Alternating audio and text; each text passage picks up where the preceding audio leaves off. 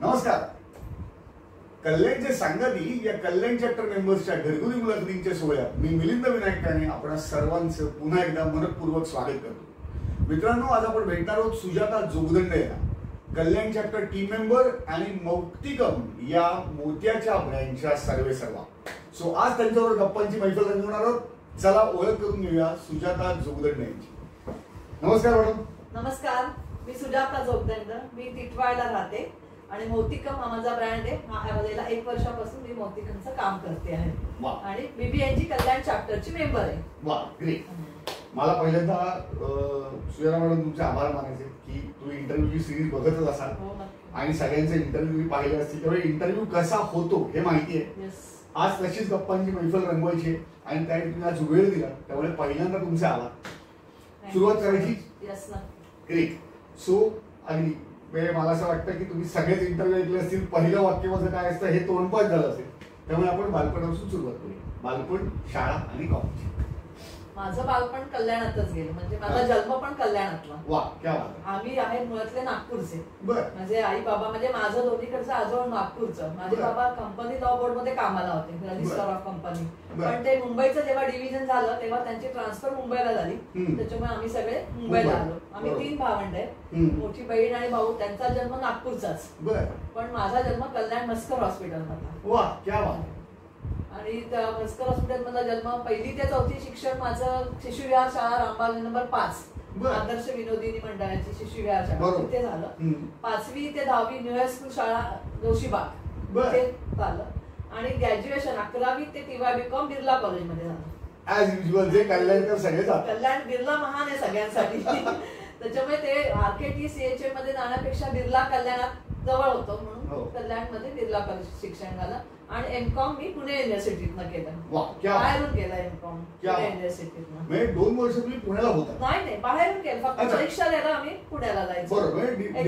Distance education मधनं M.Com केलं पुण्यात. म्हणजे पहिल्यांदा commerce graduation TY BCom Birla आणि मग त्याच्यानंतर M.Com पुण्यामधनं. Great, fantastic. M.Com पर्यंतचा शिक्षणाचा प्रवास झाला असा. वा. मग आता 2 भावंड जी आहेत ज्यांचा जन्म नागपूरचा, ती सध्या कुठे? ती कल्याणातच ना आता. कारण आमचं नंतर बाबांची ट्रान्सफर कल्याणमध्ये झाली, त्याच्यामुळे आम्ही फक्त कल्याणात. बाकी सगळं आमचं आजोळ नागपूरमध्येच आहे, फक्त आम्ही कल्याणात आहोत. तुम्ही आता तिघेही कल्याणमध्येच? साईगाव. मोठी बहीण बँक ऑफ इंडियात होती कामाला, ती रिटायर्ड झाली. भाऊ पण रिटायर्ड झालाय. आणि ते दोघं रामबागेत राहतात आणि मी टिटवाळ्याला राहते. आधी आम्ही कल्याणातच राहत होतो, पण नंतर टिटवाळ्याला राहायला गेलो. बरोबर. पण मग या 3 भावंडांमध्ये तू सर्वात लहान? मी सगळ्यात लहान. अच्छा. त्याच्यामुळे जास्त राडोबा. नाही, तू रिटायरमेंट वर म्हणालीस म्हणून तर आता पुढचा प्रश्न असा, मला याच्यातच सुचलेला प्रश्न की सगळे नातेवाईक म्हणजे बहीण आणि भाऊ कल्याणात आहेत. तू इतकी वर्ष कल्याणात होतीस, ठीक आहे. M.Com डिस्टन्स एज्युकेशन झाल्यानंतर करिअर कल्याणमध्ये सुरू केलं? करिअर कल्याणमध्ये मी M.Com माझ्या लग्नानंतर केलं 2 वर्ष. हो, क्या बात आहे. म्हणजे मी ग्रॅज्युएशन झाली 89 साली आणि 90 साली मला एका चांगल्या नामांकित क्लासमध्ये फाउंडेशनच त्या क्लासचं चालू करायला मीच मेंबर होती. फाउंडर मेंबर म्हणूनच मी त्या क्लासमध्ये नोकरी केली.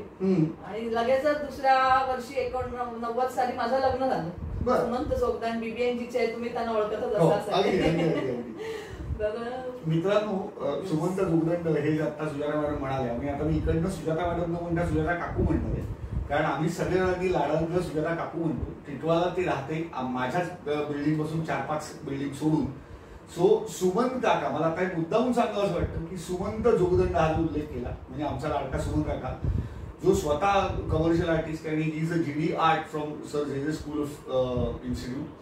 आणि ही वॉज द वन ज्यांनी मला BBNG हा कॉन्सेप्ट सांगितला. सो टेक्निकली सुमंत जोगदंड हे माझे इंट्रोड्युसर आहेत BBNGचे आणि आपण त्यांच्याच सुविद्य पत्नीशी आज गप्पांची मैफल रंगवतोय. सो आता सुमंत काकाचा उल्लेख केला. सुमंत काका मला वाटतं तेव्हा जेजेला होता.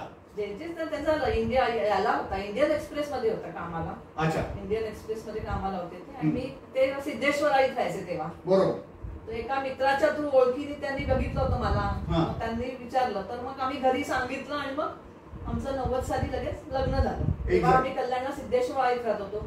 माझ्या घरी पण सासू सासरे, वीर आणि मोठी नणद आहे.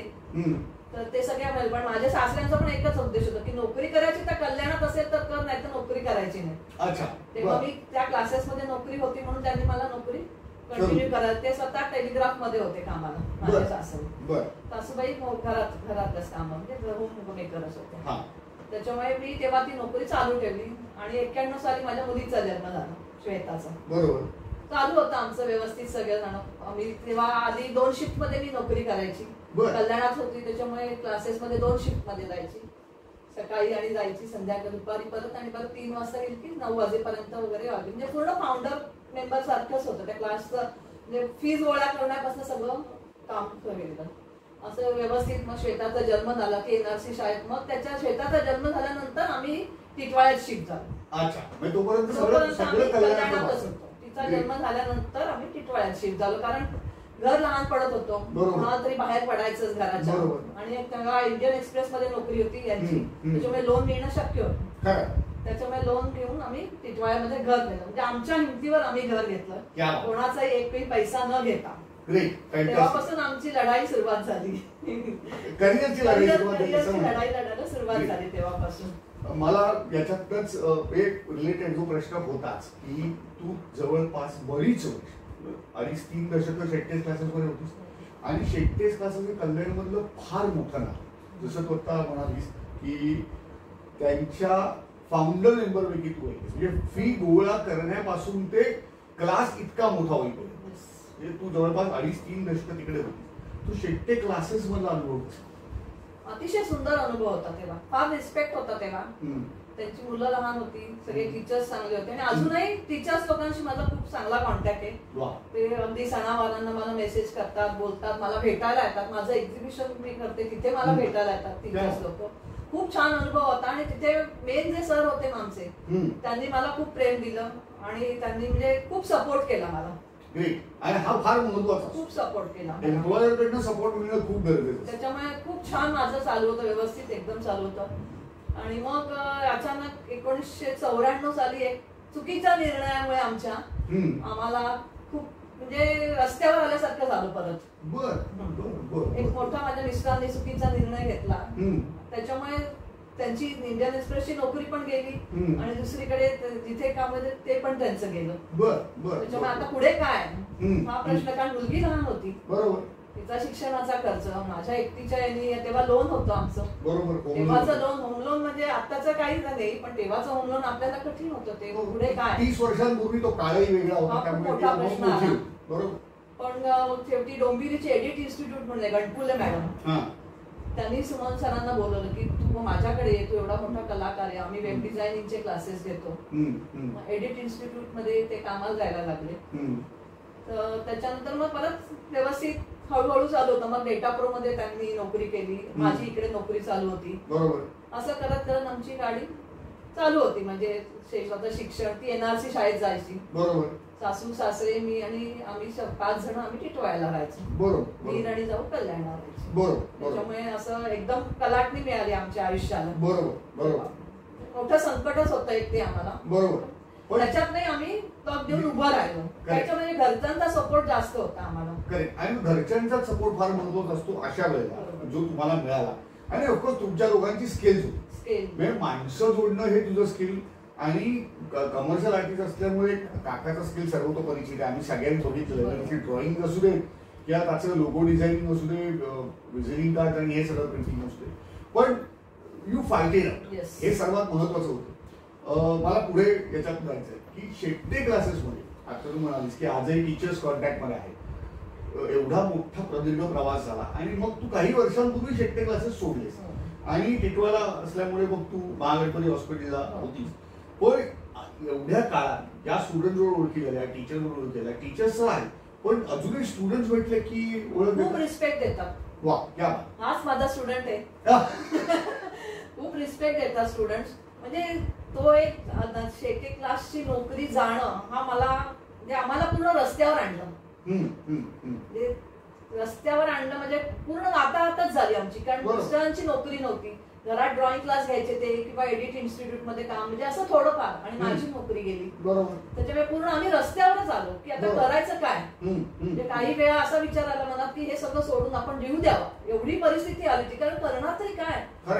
पूर्ण डिप्रेशन मध्ये गेली. पण तेव्हा माझ्या सासूबाईंनी मला खंबीर दिलं की तुझं दार दरवाजा एका बंद केला देवाने, पण दुसरं कुठेतरी उघडला असेल. त्याच्यामुळे तू खचून जाऊ नकोस, कारण तू खचणारी नाहीयेस. तू खचून जाऊ नकोस, कारण सुनंदाची नोकरी गेली तेव्हा तू पण खचली नाहीस, तेव्हा तू त्याच्या पाठीमागे उभी राहिलीस. मग आता स्वतःची एवढी नोकरी गेली म्हणून तू खचून जाऊ नकोस. पण तेव्हा खरं नाती काय हे कळलं मला. मित्र परिवार आणि नाती याच्यातला डिफरन्स तेव्हा मला कळला अक्षरशः. म्हणजे की जे आपले आहेत ना ते खरं आपले म्हणून आपल्या मागे उभे राहतात. पण नुसतं आपण मित्र मित्र म्हणतो, पण ते त्यांनी ते धोका देतात आपल्याला आणि आपल्याला कळत नाही. आपल्या पाठीमध्ये खंजीर घातलाय त्यांनी, पण आपल्याला कळलं नाही की हे लोक असे असतील म्हणून. आणि आपण त्यांना प्रेम देतो, पण त्यांच्याकडनं रिटर्न्स मिळत नाही. त्याच्यामुळे त्यावेळेस आम्हाला कळलं की नाती म्हणजे काय, की जे आपल्या रक्ताचे शेवटी आपल्याला कामाला येतात. मित्र मित्र त्या ज्या मित्रांमध्ये त्यांना आपली आपुलकी वाटली त्या मित्रांनी आम्हाला खूप सपोर्ट केला. प्रश्नच.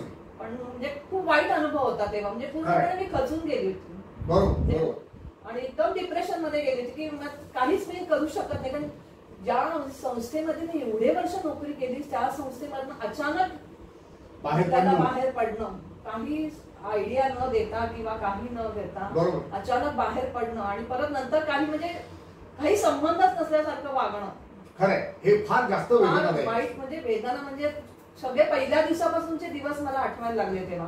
खरंय. पण ठीक आहे, आता त्याच्यातच आपल्याला उभं राहायचंय. माझी मुलगी, तिचे सासू सासरे ते म्हणाले तुम्ही एकटे टिटवायला राहू नका, कारण तुम्ही जर इथे राहिलात तर तुम्ही त्याच विचार करा. बरोबर. त्या सर्कलमध्येच राहा तुम्ही. आणि परत काय करायचं हा मोठा प्रश्न. बरोबर. आता असा तडकाफडकी काय करू शकतो आपण. शेवटी श्वेताचं लग्न झालं होतं, ती ऐरोलीला राहत होती. बरोबर. आणि मला वाटतं तेव्हा जस्ट त्याच्या आधी तिला नोकरी लागली होती, एमबीए झाली होती, तिला नोकरी लागली होती. तर मग ते म्हणाले तुम्ही एकटे राहू नका. मग त्यांनी श्वेताला सांगितलं की आई बाबांना तू एकटं ठेवू नकोस तिथे. ती आम्हाला ऐरोलीला घेऊन गेली. हो एक्झॅक्टली. माझी जेव्हा नवीन ओळख झालेली होती तेव्हा मला हा किस्सा सांगितला आठवतो सुगंधाकडे, की तेव्हा तो इकडे येताना सुद्धा ऐरोलीवरून यायचा. ऐरोली ठाणे आणि ठाण्यावरून इकडे ते स्ट्रगल पण तुम्ही पाहिलं. मला तर सुमन काका थोडं बोलायचं. सुमन काका ड्रॉइंगचे क्लास घेत होता. आता त्याने व्यस्त त्यामुळे ड्रॉइंगचे क्लास कमी केले. अजूनही तो घेतोच, प्रश्नच नाही. आणि मी त्याच्या स्टुडंटनी पण त्याचं कौतुक करताना बघितलेलं. कोमल सारखे स्टुडंट जे आहेत. चित्रकला माझ्यासारख्याने चित्रकलेवर बोलावा आले आणि मुळात हा मोठा विनोद आहे. पण जी काही वेगळी चित्र काढली, जसं दादांचं चित्र काढलेलं आहे जे आता करत आलं. सो मला दोन गोष्टींकडे बोलायचंय. एक तर ड्रॉइंग क्लासची कल्पना सुमन काकांनी फुल टाइम करावं हे कुठून सुचली. आणि दोन, जे आता जनरल स्टोर्स आहेत जे धडाक्यात चालू आहे आणि सुमन काका तिकडे बसूनच सगळं काम करतो आणि तुम्ही दोघेही करत असता आणि हा म्हणतात ते दुकान प्रचंड लोकप्रिय झालं. सो एक तर त्या दुकानात बसून ड्रॉइंग क्लास काढायचे हे कधी सुचलं. आणि दोन, जनरल स्टोअरची कल्पना कधी. जेव्हा हे माझं नोकरीचं झालं आणि ते पण डेटा प्रो मध्ये कामाला होते, ते पण हळूहळू कमी व्हायला लागले. डेटा प्रो डोंबिवलीला एडिट वरनं डेटा प्रोला आले ते, कल्याण डेटा प्रोला पाठक सरांचं. पण मग माझी नोकरी अचानक गेली सगळं. त्याच्यामुळे मग करायचं काय म्हणून घरातच ड्रॉइंग क्लासेस चालू केले. लहान मुलांसाठी चालू केले आधी. किड्स ड्रॉइंग क्लासेस चालू केले घरात. तेव्हा घरात जवळजवळ 8 ते 10 मुलांची एक बॅच, 3 बॅचेस व्हायच्या.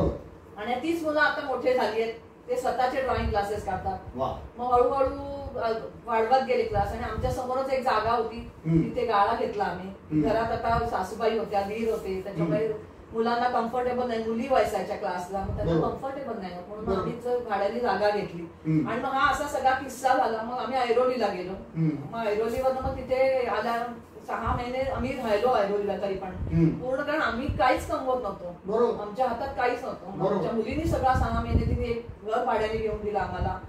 6 महिने तिने सगळा खर्च केला. पण शेवटी आम्ही तिथे बसून विचार केला की असं आपल्याला नुसतं बसून चालणार नाही, आपल्याला आता काहीतरी इथं हालचाल करायला पाहिजे. मग तेव्हा अथर्व क्रिएशनचा तिथे जन्म झाला. अथर्व क्रिएशन म्हणजे आम्ही तेव्हा अॅक्रेलिकच्या रांगोळ्या वगैरे मस्जिद बंदरवरनं आणल्या त्या तिथे घरी रंगवायच्या, सगळं करायचं. आणि त्याच वेळेस तुमची शोकेस इंट्रोड्यूस झाली. बरोबर, अगदी 2019 चा काळ. तर मग आकाश कंदील, पणत्या हे सगळं आम्ही तिथे बसून ऐरोलीच्या घरी बसून सगळं रंगवायचो आणि शोकेस मध्ये आम्ही स्टॉल लावायला सुरुवात केली. असा अथर्व क्रिएशनचा जन्म झाला. तेव्हापासून आम्ही आता ठरवलं की आपण काहीतरी करायचं. मग 6 महिने आम्ही तिथे सगळं हे रंगकाम, काही सगळ्या वस्तू बनवणं, हे बनवणं करून चालू. मग शेवटी ठरलं की नाही, इथे आपल्याला नोकरी तर मिळणं शक्यच नाही. मग सुमन टिटवाळ्याला तर यायचेच क्लासेससाठी. तेव्हा महागणपती हॉस्पिटलचे ग्रांत बापट म्हणून आहेत, ते त्यांचे खास मित्र आहेत. तर हे एकदा त्यांना भेटायला गेले की सांगितलं असं तिथं. तर म्हणजे मला हे सगळं कळलंय, तुम्ही काही टेन्शन घेऊ नका, मॅडमला उद्यापासून आमच्याकडे कामाला पाठवा. कारण त्यांची जिद्द आणि मेहनत, काम करण्याची इच्छा हे आम्ही पूर्णपणे बघितलेलं आहे. त्याच्यामुळे तुम्ही आम्हाला तुम्ही उद्यापासून काम करायला त्यांना घेऊन या. मग असं ठरल्यानंतर मग आम्ही परत टिटवाळ्याला शिफ्ट झालो. घर तर आम्ही ठेवलं होतं, कोणाला भाड्याने वगैरे दिलं नव्हतं. टिटवाळ्याला शिफ्ट झाल्याने महागणपती हॉस्पिटलमध्ये कामाला लागली. आणि समोर दुकान घेतलं, तिथे झेरॉक्स आणि कलर प्रिंटर आणि ड्रॉइंग क्लासेस एवढं सगळं चालू केलं. खूप छान चालू होतं. नंतर आमच्या महागणपती हॉस्पिटलमध्ये पण मी 5 वर्ष नोकरी केली. तिथलाही स्टाफ इतका सुंदर आहे की ते अजूनही कालच हळदी कुंकू झालं तर मला बोलवलं होतं की हळदी कुंकाला या म्हणून. पण तिथे शिफ्ट ड्युट्या होत्या खूप, म्हणजे नाईट शिफ्ट, 12-12 तास नाईट शिफ्ट करायची. आणि मग घरी आजी एकट्या होत्या. बरोबर. तर त्याच्यामुळे प्रॉब्लेम झाला. आणि त्याच्यामध्ये काय झालं, 2005 साली मला एका आजाराने विळखा घेतला. ते पूर्ण त्या आजारामध्ये कोलमडून पडली होती की काय करायचं आता. त्या आजारात उठूच शकणार, डॉक्टर म्हणाले उठूच शकणार नाही, यांचं काहीच होऊ शकत नाही. म्हणजे आजार एवढा बळकावला यांचा की तो काहीच होणार नाही. म्हटलं बघूया, आपण प्रयत्न करूया. म्हणजे डॉक्टरांचे प्रयत्न आणि घरच्यांची साथ मिळून मी 2008 साली परत उभी राहिली. म्हणजे सर्वात महत्वाची गोष्ट काकू मला असं वाटतं त्याच्यात तुझी विल पॉवर, कारण याचं कौतुक करायला लागेल आणि याची ठळक नोटीस घ्यायला लागेल. तर विल पॉवर असल्याशिवाय एवढ्या मोठ्या आजारातून माणूस उभं राहू शकत नाही. विल पॉवर माझी आणि घरच्यांची साथ, नक्कीच डॉक्टरांचे पण प्रतिसाद त्यांनी, डॉक्टरांनी पण वेळोवेळी चांगला सल्ले दिले. त्याच्यामुळे 2008 साली मी परत उभी राहिली. म्हणजे जसं राखेतनं जन्म जातो फिनिक्स पक्षाचा, तसा माझा परत जन्म झाला, पुनर्जन्म झाल्यासारखंच झालं. हे अथर्व क्रिएशन आणि मौतिकम करायचं होतं म्हणून माझा परत पुनर्जन्मच झाला. नक्कीच नक्कीच असंच मला म्हणावं लागेल. कारण प्रत्येक संकट येतच राहिली माझ्या पुढे. म्हणजे संकटांचा सामना कसा करायचा, आता शेवटी मी कंटाळून गेली की आता किती अजून संकट येणार आहे. मध्ये नंतर आई वारली माझी, अशी म्हणजे अचानकच काही नाही. म्हणजे आता फोनवर बोलली ती 10 मिनिटापूर्वी, 10 मिनिटात फोन आला मला गेली म्हणून. तो एक धक्का वडिलांचा. आणि माझे सासरे पण असे भजनाला बसले ते, कीर्तनाला बसले ते. 31 डिसेंबर होतं, कीर्तनाला ते बसले होते. आम्ही कल्याणला होतो आलेलो आमच्या मित्राकडे. तर कीर्तनाला बसल्या बसल्या जे पडले ते गेलेच. आम्ही कोणी नव्हतो तिथल्या टिटवाळ्यातल्या लोकांनी त्यांना कल्याणमध्ये ऍडमिट केलं हॉस्पिटल. तेव्हा मोबाईल पण नव्हते. तर त्यांनी माझ्या मित्राला फोन करून सांगितलं असं असं झालंय, सुजाता सुमंतांना बोलवा वगैरे. आणि म्हणजे तो पण एक धक्का, म्हणजे धक्क्यावर धक्के बसून म्हणजे पूर्ण अक्षरशः कोलमडून गेली होती मी. बरोबर. आपण उभं राहायचं आणि काहीतरी करायचं ही आशा होती. विल पॉवर खूप होती ना आधी. त्याच्यामुळे मी आणि घरच्यांची साथ मेन म्हणजे माझी बहिणीने मला खूप साथ दिली. म्हणजे ती प्रत्यक्ष माझ्या पाठीशी उभी होती. प्रत्येक वेळी दवाखान्यात जा, इकडे जा, तिकडे जा, ती माझ्या पाठीशी उभी होती. त्याच्यामुळे खूप मेहनत, म्हणजे मेहनत नाही म्हणता येणार की खूप कठीण प्रसंगांना समोर जावं लागलं. नक्कीच नक्कीच. पण मला याच्यातच हे म्हणावंसं वाटतं, म्हणजे मला हे आपल्या मित्रांना पण सांगावंसं वाटेल की गेली 6-7 वर्ष मी सुमंत आणि काकूला ओळखतो आणि मी अतिशय जवळून त्या दोघांचे कष्ट पाहिले. पण आता हे जे कष्ट आहेत ना, हे आनंदाचे कष्ट आहेत, हे फुलण्याचे कष्ट आहेत, हे वर येण्याचे कष्ट आहेत. म्हणजे आता असं असतं की दोघांना वेळ नसतो, की सुमंतकाने आधी वेळ देता का काकूने वेळ देता असा प्रकार असतो. पण जे कष्ट काकू सांगते ते प्रॉब्लेम मी विटनेस करायला नव्हतो, पण ज्यांनी ते विटनेस केलेत कल्याण आणि टिटवाळ्यामधल्या लोकांनी, ज्यांना जर आपण भेटलो तर ते आजही सांगतील की ते कष्ट आणि त्याच्यातून तरुण जाण्याकरता जी विल पॉवर लागते ती फार कमी लोकांकडे असते. काकू आता मला महागणपतीकडे यायला आवडेल. तू जे आता म्हणालीस की तेव्हा जस्ट डिस्कॅट हे झालं होतं, अर्थात that was also brain child of Suman काका, की आपण असं काहीतरी एक्झिबिशन करावी आणि आतापर्यंत 11 झाली यशस्वीपणे. पण एक्झिबिशनची आयडिया पण मुळात त्यांनीच पहिल्यांदा मांडली होती आमच्या चौघांसमोर, मी, अमेय, प्राजक्ता आणि स्मिता.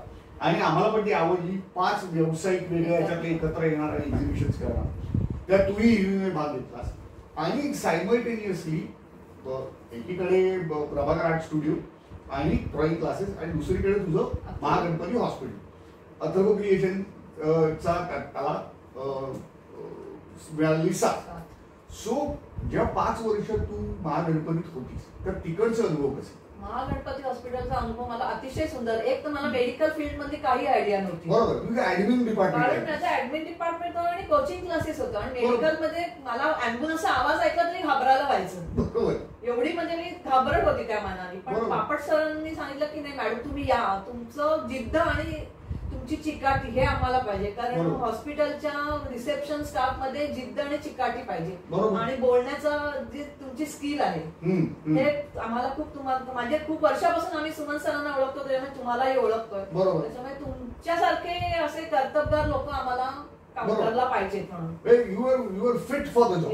ऍडमिन हेड म्हणून. ऍडमिन हेड म्हणून फिट आहे. त्याच्यामुळे ते मी जेव्हा राजीनामा देतो तेव्हा ते ऍक्सेप्ट करतच नव्हते की नाही मॅडम असं नाही. पण माझी तब्येत खराब झाली होती. मग शेवटी ते म्हणाले की नाही तब्येत महत्वाची, आम्हाला तुम्ही किती वर्ष बाहेर तरी पण पाहिजेच होतं, पण तुमची तब्येत तुम्हाला साथ नसेल देत तर.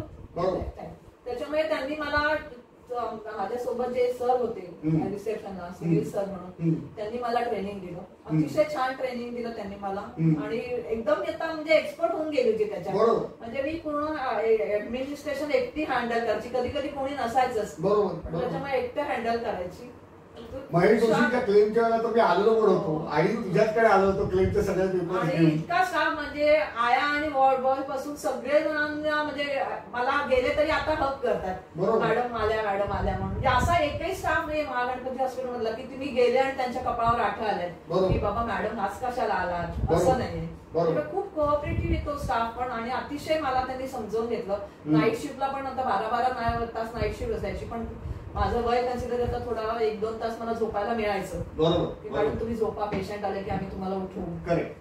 झोप तर लागायची नाही पण निदान थोडस पाठ टेकल्याचं समाधान. बरोबर. पण ती एक जी भीती माझ्या मनात होती हॉस्पिटलची की अँब्युलन्स आल्यावर घाबरायची, तसं नाही. आता तर डेड बॉडी वगैरे मी तर माझ्या डोळ्यांनी बघायची. कारण तेव्हा नाईटच्या वेळी जर कोणी असं आलं तर स्टाफ कमी असतो त्याच्यामुळे रिसेप्शन स्टाफला पण काम करावंच लागतं. नर्सेस सोबत, डॉक्टर सोबत पेशंटला पकडायचं, पेशंटला नातेवाईकांना सावरायचं. बरोबर. नंतर हे सगळं सांगायचं, क्लेम बद्दल सगळं सांगायचं. म्हणजे मुख्य म्हणजे मेडिक्लेम बद्दल असं तर खूप पेशंट हायपर होतात पेशंटचे रिलेटिव्ह. आता डॉक्टरांनी पेशंटला सांगितलं की तुम्हाला आज डिस्चार्ज आहे म्हटल्यावर लगेच त्याचे रिलेटिव्ह आमचं बिल द्या.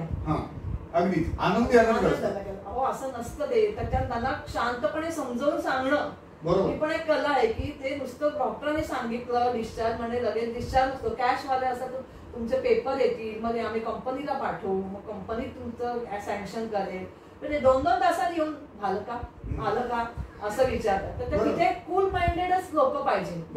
तर हायपर होऊन चालत नाही. त्याच्यामुळे तो पण एक अनुभव खूप छान होता. आणि मुख्य म्हणजे सपोर्ट, प्रत्येक स्टाफचा सपोर्ट प्रश्न नाही. आणि इनफॅक्ट मला असं वाटतं की माणसानं समजून घेण्याची आणि जोडण्याची तुझी जी कला आहे त्याच्यामध्ये रेसिप्रोकेशन तुझ्याबरोबर होतं की सुजाता मॅडम जर आपल्याला एवढं समजून घेतात तर आपण त्याला का नाही समजून घेतात. आणि अर्थात विक्रांत बापट टिटवाळकर एवढं मोठं नाव आहे, बॉनन रॉटर असल्यामुळे तुझा पास्ट एक्सपिरियन्स पण त्यांना माहिती होता. शेट्टे क्लासेस मधून सगळा एक्सपिरियन्स त्यांना माहिती होता. त्यांनी फक्त एका शब्दावरच सांगितलं की आम्हाला मॅडम बद्दल सगळं माहिती आहे, तुम्ही उद्यापासून मॅडमला आमच्याकडे घेऊन या. म्हणजे इंटरव्ह्यू वगैरे ही पद्धत काहीच नाही, डायरेक्ट त्यांनी जॉईनच करून घेतलं नावाला. खरं ऍब्सोल्युटली. म्हणजे मला असं वाटतं 24ला मला वाटतं तू 23 एंडला वगैरे तुम्हाला वाटतं ते सोडलंस बरोबर. आणि अर्थात आपलं पण जरा डिस्कशन झालं होतं आणि मला सोनकाका बोलला होता की जरा ही आपल्याला बोलायचंय आणि मला बोलला होता अशी सिच्युएशन. मी पण सांगितलं होतं कारण मला दिसत होतं का तू शिफ्टच्या चेंज व्हायच्या तेव्हा तुला गमलेला चेहरा वगैरे. म्हणजे जर ती 12 तासाची ड्युटी नसती, शिफ्ट नसती तर मला वाटतं तो सहज नाही. आणि त्यांनी मला करून पण दिलं होतं. नंतर 6 महिने मी 8 तास सकाळची ड्युटी केली होती, सकाळी 8 ते दुपारी 4 पर्यंत. बरोबर. तरी पण ते काय होतं मलाच ते कुठेतरी खटकायला लागलं की बाकीचे स्टाफ ड्युटी करतात आणि आपण असं करतो. ते म्हणजे थोडीशी कुजबूज ऐकल्यासारखं झालं की मॅडमला का प्रेफरन्स, मॅडमला सगळी एक ड्युटी. मग ते शेवटी म्हटलं की असा कडवटपणा येण्यापेक्षा आपण स्वतःहून बाहेर दिलं जातं हे योग्य. तर मग आपणच स्वतःहून बाहेर पडूया ना, म्हणजे आपलं रिलेशन चांगलं राहील. असं ऐकून किंवा की नाही मग मॅडम तुम्ही एक दिवस ऍडजस्ट करा, एक दिवस नाईट ऍडजस्ट केली की परत ऍडजस्ट करा. त्याच्यापेक्षा आपण स्वतःहून रेसिग्नेशन देऊया ना आणि आनंदाने जाऊया. कशाला उगाच कोणाचा गडबडपणा घ्यायचा. त्याच्यामुळे त्यांना रेसिग्नेशन ते ऍक्सेप्ट बरेच दिवस ठेवला त्यांनी, पण मग शेवटी तब्येत ते जे डॉक्टर संकेत पाठारे येते त्यांना विचारलं मेडिकल फिटनेस, तर मॅडम एकदम फिट आहे, मॅडमला तुम्ही काहीच नाही हरकत आहे, मॅडमला ड्युटी करू द्या. पण शेवटी ते म्हणाले की तुम्ही आता फिट आहे, परत नाईट ड्युटी वगैरे चालू झाले तर परत तुम्हाला त्रास होईल. बरोबर, हॉस्पिटलमध्ये ऍडजस्टमेंट शेवटी करावे लागतात. आणि बरोबर आहे ना, मी एकटीने डे ड्युटी करायची, बाकीचा स्टाफ आहे त्यांनी सारख्या नाईट ड्युट्या करायच्या, ते मला पण कुठेतरी खटकत होतं की ते बरोबर नाही असं की आपणच एकटं का बरं आपल्याला फेवर. त्याच्यापेक्षा आपण रेसिग्नेशनच देऊया ना. मी रेसिग्नेशन दिला. फॅन्टॅस्टिक. आता आपण येऊया काकू मौक्तिकमकडे. मौक्तिकम तुझा अतिशय जिव्हाळ्याचा विषय. तुझं कसं माहिती, मी स्वतः गणपती, नवरात्री, दिवाळी तुला ते मोत्यांचे दागिने करताना, कंदील करताना, भैरवी करताना बघितलेलं आहे अतिशय जवळून. आणि मी टिटवाळा राहतो त्याचा हा ऍडव्हान्टेज आहे. त्याप्रमाणे बऱ्याच होणाऱ्या गोष्टी मला आधीच कळलेल्या असतात लॉन्चच्या आधी. तर मौक्तिकमकडे तू कशी बघितलीस? म्हणजे आता हे मी सगळं करत होती, मग नोकरी सोडल्यानंतर ऍक्रेलिकच्या रांगोळ्या वगैरे किंवा मग सीझनल होतं ते सगळं. गणपतीमध्ये गणपतीचं आणायचं, दिवाळीमध्ये दिवाळीचं, पण बाकीच्या वेळेस करायचं काय हे असं लक्षात होतं. पण मग माझ्या एका बहिणीच्या लहान मुलाच्या लग्नाच्या वेळेस, भाच्याच्या वेळेस त्याच्या बायकोनी लग्नाच्या रुपवतात मोत्याचं ठेवलं होतं सगळं. मग ते घरी आलं, मी तिला विचारलं हे मोत्याचं, तर म्हणे मावशी मी करते हे सगळं मोत्याचं. मग तेव्हा मला आली की हे आपल्याला पण हे येतं, आपण याच्या मागे का नाही लागायचं, बघायचं काय नाही. ती म्हणाली आपण तुम्ही आणि मी आपण करूया म्हणून. म्हणजे ठीक आहे. मग जरा ती छोटं झाल्यावर मी थोडेसे मोती आणून मोती सुरुवात केली. मग ते मला इतकं आवडलं आणि इतकं छान जमायला लागलं. मग शेवटी मग म्हटलं की हा आपला कायमचा बिझनेस आहे, हा सीझनल बिझनेस नाहीये. त्याच्यामुळे आपण हे का नाही करायचं, म्हणून मग मौक्तिकमला सुरुवात केली. आधी मी एकच फुल केलं होतं साधा मोत्याचं. तेव्हा आमच्या समोर एक एलिमेंट कंपनी माहिती असेल, त्याचे काम करणारे एक बाई आहे, त्या मला आल्या होत्या की तू हे काम कर, त्याच्यात तुला एवढे पैसे मिळतील तेवढे पैसे मिळतील. म्हटलं बघा मला घराच्या बाहेर जाऊन तर काही करता येणार नाही, कारण माझ्या घरात सासूबाई आहे, तर मला घरचं सगळं सांभाळून जे काय करता येईल ते करायचं. बघा मी म्हटलं हे एक फुल केलंय मोत्याचं, तर त्यांना इतकं ते फुल आवडलं. तर म्हणे मी क्रोशाचं काम करते, तर मी पर्सेसला वगैरे अशी फुलं लावली, तू मला अशी 4-5 मोत्याची फुलं करून दे. सुरुवात त्यांच्यापासून झाली. तर म्हटलं ठीक आहे करून देते. मग त्यांना मी 4-5 फुलं करून दिले, तर त्या पर्सेस वगैरे करतात क्रोशाचं, त्यांना असं मध्ये फुल लावून बाजूने क्रोशाचं काम केलं. मग तर त्यांना एवढं आवडलं, त्यांनी एकदा कौतुक केलं. मला वाटलं कौतुक म्हणून नाही, पण म्हणजे आपण केलेलं अप्रिशिएट होतंय कुठेतरी, नोटीस केलं जाते, म्हणून मग एक एक करायला सुरुवात केली. मग त्याच्यातनं मौक्तिकमचा जन्म झाला. ग्रेट. मौक्तिकम हे नाव कोणाचं? मौक्तिकम हे काम सुमन जोगदंडांचं. पूर्ण कल्पना होती की असं काहीतरी आर्टिस्टिक म्हणजे सुरुवात काय नाव करायचं काहीतरी, ते म्हणाला हाच ब्रँड आता आपण पुढे न्यायचा. म्हणजे आम्ही दोघांनी ते ठरवलं की हे सीझनल तर आपण सगळं करतोच, ते तर करायचं. दिवाळीमध्ये दिवाळीचं सगळं करायचं, गणपतीमध्ये गणपती, नवरात्रात आम्ही सीझनल सगळं करतो. पण एक असा साईड आपण तयार ठेवायची की हा आपल्याला कायम सोर्स ऑफ इन्कम म्हणण्यापेक्षा आपलं नाव पुढे येईल. बरोबर, आपलं नाव पुढे जाणं गरजेचं आहे. सोर्स ऑफ इन्कम ठीक आहे, आता आपलं थोडेसे 4 पैसे कमी मिळाले तरी चालेल, पण आपलं नाव पुढे गेलं पाहिजे. बरोबर, लेगेसी. हा, त्याच्यामुळे आता आपण हेच करूया. आणि माझ्यासोबत ते सुद्धा आता शिकतात, कारण मला एवढं काम आहे, बर्डन येतं की सुद्धा थोडंसं काहीतरी मला तयारी करून दिली बेसिक, तर त्याच्या पुढचं मी करू शकते. बरोबर. त्याच्यामुळे आता ते म्हणतात की तुला एवढं आहे ना, आता त्यांचं जर काही काम नसेल तर मला सांगतात, मी चौकोन करून देतो, गोल करून देतो, त्याच्या पुढचं तू कर. म्हणजे तेवढं तुझ्या कामाचं बर्डन कमी होईल असं काय. आणि हे काम असं आहे ना की ते बाहेर देऊन उपयोग नाहीये. एवढंसं फुल मी 20 रुपयाला विकते. बाहेरच्या लोकांना, एक मुलगी आली ती म्हणाली मी करून देईल तुम्हाला, तुम्ही याचे किती झालं, म्हटलं मटेरियल माझं सगळं माझं, मी तुला एका फुलाचे करायला 5 रुपये देईल जास्तीत जास्त. नाही एवढे कमी पैसे नाही, मला 10-15 रुपये तरी मिळाले पाहिजे. म्हटलं मी 20 रुपयाला विकून तुला 15 रुपये देऊ, मला काय फायदा. त्याच्यापेक्षा म्हणून आम्ही ठरवलं की बाहेर द्यायचं नाही काम, कितीही ओढाताण झाली आपणच करायचं हे. त्याच्यामुळे आम्ही आता भरपूर आता मौक्तिकम पूर्ण म्हणजे आता जवळजवळ इकडे लातूर पर्यंत पसरलेला आहे. नाशिक, पुण्याला तर नेहमीच जातं. बरोबर. आणि कल्याण चॅप्टरमध्ये तर मौक्तिकम जवळपास सगळ्यांमुळे मला खूप फायदा झालाय मौक्तिकमला. त्याच्यामुळे बीबीएनजी कल्याण चॅप्टरचे मनपूर्वक आभार. Thank you so much. आणि याच्यात तुझी मेहनत आहे सर्वात महत्वाची गोष्ट. आता शेवटच्या प्रश्नाकडे वळणार आहे, मग आपण रॅपिड फायर राऊंड करू. तुला अथर्व नावाचा, ज्याच्या नावाने अथर्व क्रिएशनचा आहे, हा अतिशय गोड, गोंडस आणि अतिशय चुणचुणीत नातू आहे. म्हणजे स्वतःचा मुलगा. मला वाटतं तो 4 वर्षाचा आहे, 7 वर्षाचा आहे. सॉरी, पिकासो एवढा मोठा लक्षात नाही. आम्ही त्याला प्रेमाने पिकासो म्हणतो, कारण सुमन काका स्वतः हेडियाट असल्यामुळे पिकासो हा जगप्रसिद्ध चित्रकार, हा सुमन काकाचा आदर्श. आणि तशाच काही बऱ्याच खूबी या आमच्या अथर्वमध्ये पण आहेत. त्याच्यामुळे अथर्वला त्याने पिकासो हे नाव ठेवलंय. आणि तो आता भेटणाऱ्या प्रत्येक माणसाला स्वतः पिकासो म्हणतो. स्वतः पण त्याच्याबद्दल जाणून याला सुद्धा तो पिकासोच म्हणतो. याने विचारलं पिकासोच म्हणतो तुला. सो मला थोडं अथर्वबद्दल जाणून घ्यायचं. ठाण्याला असतो तो, तर सध्या काय झालं? आता अथर्व म्हणजे माझी मुलगी आधी ते ऐरोलीला राहत होते. त्यांचा 1 BHK फ्लॅट होता. पण आता वाढला, संसार वाढल्यावर त्यांनी ठाण्याला लोधामारामध्ये 2 BHKचा फ्लॅट घेतला. तिच्या सासूबाई गव्हर्नमेंट हॉस्पिटल म्हणजे आरोग्य खात्यामध्ये होत्या. त्या रिटायर्ड झाल्या, सासरे पण रिटायर्ड झाले. आणि आता तो मुलगा आहे, त्याचं नाव अथर्व. अतिशय चुणचुणीत मुलगा आहे आणि गाण्यामध्ये प्रचंड आवड आहे.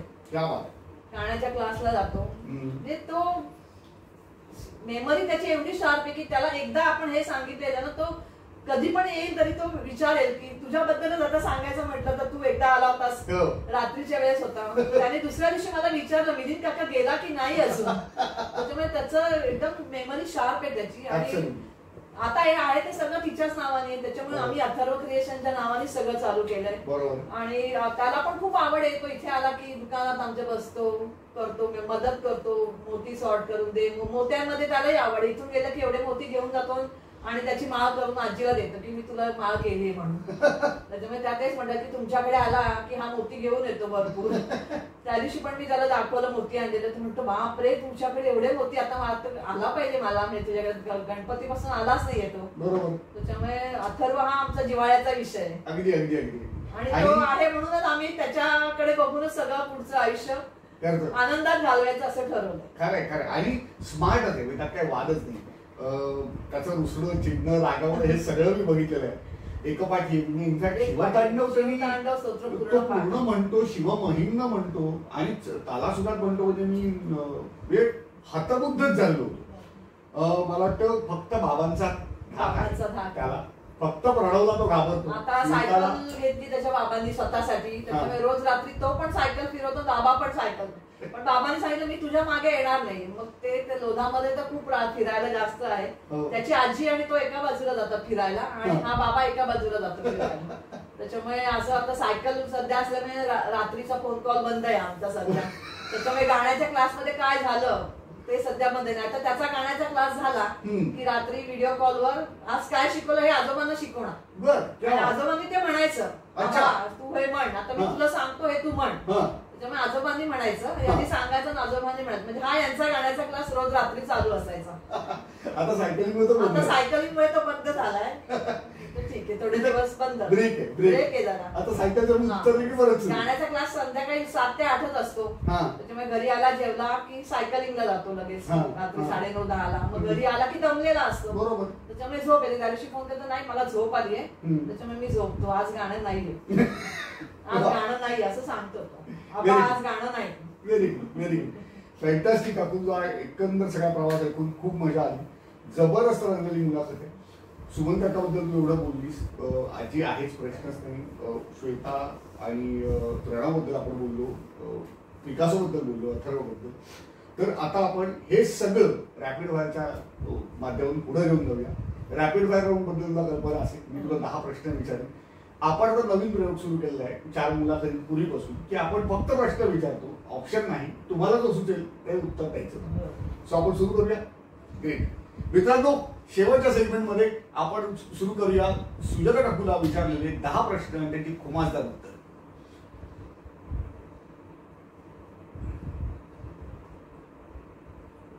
तयार? Great. So rapid fire round. प्रश्न नंबर 1, नोकरी आणि व्यवसायातील सर्वात मोठा फरक कोणता असं तुला वाटतं? एका शब्दातच उत्तर हवंय. एका शब्दात, एका वाक्यात कसंही. नोकरी आपण लोकांसाठी करतो. म्हणजे त्याच्यात आपला जास्त फायदा नसतो, लोकांचा भेटतो, पण व्यवसाय हा आपण आपलं नाव पुढे नेण्यासाठी करतो. नोकरीमध्ये किती केलं तरी आपलं नाव पुढे जात नाही, व्यवसायात आपलं नाव पुढे जातो. Great, fantastic. नंबर 2, सुजाता काकूचा सर्वात आवडता छंद कोणता? माणसं जोडणे आणि गप्पा मारणे. क्या बात आहे. आणि मला या दोन्ही छंदांची पूर्ण कल्पना आहे, कारण मी पण तेच करतो. नंबर 3, कोणत्या एका कारणाकरता BBNG जॉईन केलंच पाहिजे असं सुजाता काकूला वाटतं?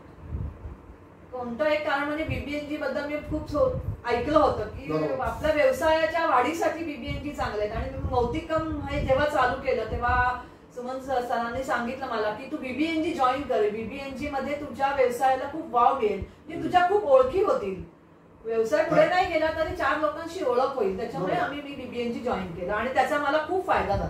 प्रश्नच नाही. ग्रेट. प्रश्न नंबर 4, व्यवसाय करताना लागणारा सर्वात आवश्यक एक गुण कोणता असं तुला वाटतं? जिद्द आणि चिकाटी. वाह, क्या बात आहे, अगदी खरंय. नंबर 5, एक तिखट आणि एक गोड अशी कोणती वस्तू आहे की ती कधी खायला आवडते? पाणीपुरी. तिखट आणि गोड? गुलाबजाम. वाह, ग्रेट. प्रश्न नंबर 6, BBNG जॉईन केल्यानंतर आपल्याला आतापर्यंत झालेला सर्वात मोठा फायदा कोणता? भरपूर माणसं मिळाली आणि त्याच्यामुळे व्यवसायात खूप वाढ झालेली. आणि माझा जो छंद आहे माणसं मिळवणे, हा मला BBNG मुळे खूप मोठा फायदा झालाय की माझा खूप लोकांशी कॉन्टॅक्ट झालाय. Great, great. आणि हेच फार महत्वाचं आहे, शेवटी लोकसंग्रहापेक्षा मोठं धन नाही. पुढचा प्रश्न नंबर 7, भविष्यात कोर्टिंगमध्ये काम करण्याची संधी मिळाली, आता जरा गंभीर आहे, तर यायला आवडेल का? होय का? आवडेल, पण फक्त टिटवाळा आणि कल्याण असल्यामुळे की जास्त दिवसात 3-4 वेळा जमणार नाही मला कल्याणमध्ये यायला. बरोबर बरोबर. तुम्ही आधी सांगितलं की उद्या आज आहे आपल्याला इव्हेंट, तू येऊ शकते, तर मी घरचा ऍडजस्ट करून येऊ शकते. बरोबर, म्हणजे काम करायला आवडेल, काम करायला आवडेल, फक्त मला थोडीशी एरियाचं लिमिटेशन येऊ शकते. Great, fantastic. नंबर 8, एक असा छंद जो सुजाता काकू सोडूच शकत नाही. माणसे जोडणं. कुठेही गेले तरी आपल्याला माणसं जोडावीच लागतात, म्हणजे आपोआप आपल्या बोलण्याने आपली माणसं जोडली जातात. मुद्दामून आपण जाऊन अरे ये रे बोल रे माझ्याशी असं करावं लागत नाही, की आपोआप माणसं जोडली. आणि तुला तर अजिबातच करावं लागेल. 9वा प्रश्न, मौक्तिकम हा ब्रँड कोणत्या कोणत्या शहरात जावं असं तुला मनापासून वाटतं? शहरात आता खूप शहरात गेला, आता परदेशात जावं एवढीच इच्छा आहे. वाह वाह वाह. आणि तुझी इच्छा पूर्ण हो हीच गजानन महाराजांच्या चरणी प्रार्थना आहे. शेवटचा प्रश्न, कल्याणला परत स्थायिक व्हायला आवडेल नाही? कारण मागच्या 33-34 वर्षात तुम्ही टिटवाळा 35 वर्ष झाले आता मला टिटवाळ्याला राहून, त्याच्यामुळे आम्हाला आता टिटवाळ्याची एवढी सवय झाली आहे, त्याच्यामुळे कल्याणला गजबजा एरियात मला राहायला आता आवडणार. खरंय. आणि खरं म्हणजे आपला एरिया खूपच शांत आहे, ती शांतता परत आता कल्याण मध्ये मिळू शकते.